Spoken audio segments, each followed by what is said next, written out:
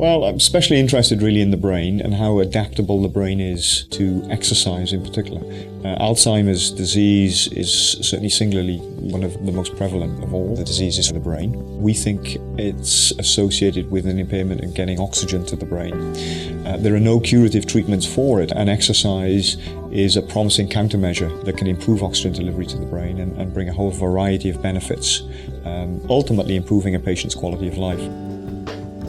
So the research, it's very dynamic, very applied in many respects, but ultimately there's a very strong clinical focus. We're understanding, or looking to understand, why some individuals succumb to disease and why oxygen is so important for the brain and the implications of not getting enough oxygen to the brain.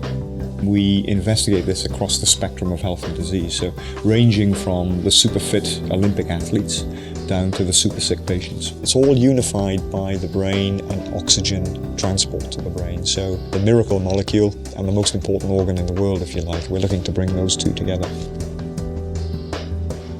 So we're very keen to explore alternative models where oxygen delivery to the brain is challenged. Nature has got a fabulous laboratory for us that we take full advantage of, and that's at high altitude. So we've travelled from the Himalayas to South America, really across the world, organising expeditions where we're keen to understand how does the brain cope with the extremes of oxygen lack. We've compared men versus women, trained people versus untrained people. We've also looked at some diseased populations as well, and populations that have been born and bred at high altitude and they've lived there all of their lives. Oof, that's a good question. I would probably say Richard Feynman, who's a physicist.